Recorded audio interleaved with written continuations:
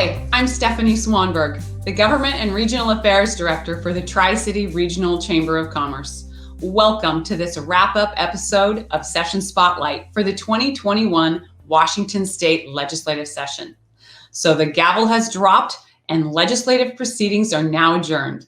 The legislature traditionally uses the Latin phrase sine die to mark the closing of session in the adjournment ceremony, which was held on Sunday.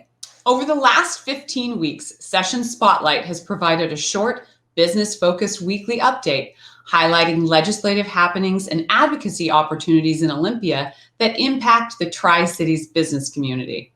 This virtual session has also increased advocacy involvement from all over the state. In 2021, the number of Washingtonians that participated in public hearings, either by signing in or testifying at the hearings, was 67,728. That's a 276% increase since 2018. For this last episode of Session Spotlight, I reached out to our local legislators in the 8th, 9th, and 16th legislative districts to put together a top 10 list of new laws that will have the biggest impact on local business and our regional economy. Coming in at number 1 is the capital gains income tax.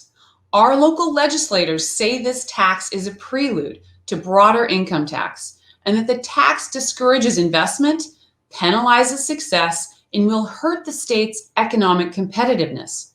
The questionable constitutionality of the law will draw a court challenge, and the Chamber will keep you posted on any pending litigation.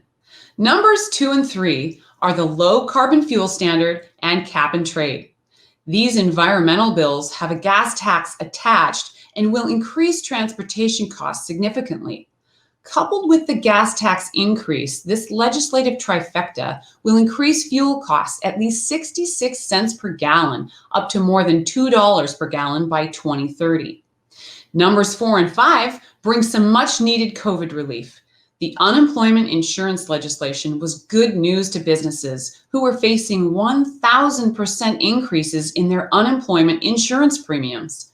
But don't get too excited. While this law alleviated premium increases for now, the relief legislation kicks the can down the road, and small businesses will face huge increases in UI premiums in the next few years if no fix is addressed next session. 1368 was signed by the governor way back in early February. This appropriated federal COVID relief funds to schools, public health, housing, business assistance grants, income assistance programs, childcare, and food-related programs.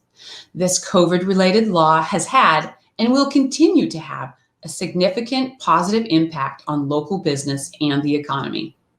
Number 6 is a law designed to protect employees from wage grievances. While it goes without saying that employees should be paid everything they are owed and that employers should be made accountable, local lawmakers feel that this law is legislative overreach. The prejudgment liens that will put a hold on assets will allow too much opportunities for workers to extort employers.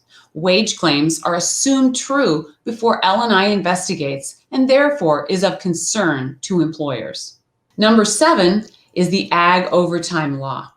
This law eliminates the 3-year retroactive overtime pay, which is a relief for Washington farmers, and it also changes how farm workers are compensated for their time. But there still needs to be changes and exemptions added to this law to protect the interests of our ag community. This will be one to watch next session. Coming in at number 8, the Tax Increment Financing Bill became a law. This economic development tool allocates a portion of property taxes to finance public improvements in designated areas. The Chamber has advocated in support of TIF and related bills for several years. TIF will have a positive economic impact in the Tri and will help build the Ryman Industrial Project, a second heavy industrial development to attract food processors and new industry targets to Pasco. Number 9 is the operating budget. It has been said this session that the operating budget reveals the collective values of the state of Washington and provides a blueprint of the future of our state. The operating budget will have the biggest impact on local business and our regional economy. which is either good or bad, depending on how you view the increased expenditures and how those new expenditures will be paid for. You can check it out on leg.wa.gov. And number 10 is the broadband internet law. The Chamber added this to the top 10. This significant legislation will be a game changer for local business by providing the tools necessary to grow and expand local business.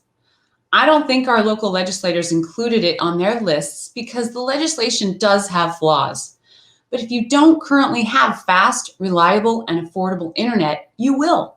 And that will be a game changer for rural business and education. And it's worthy of the top 10 in our view.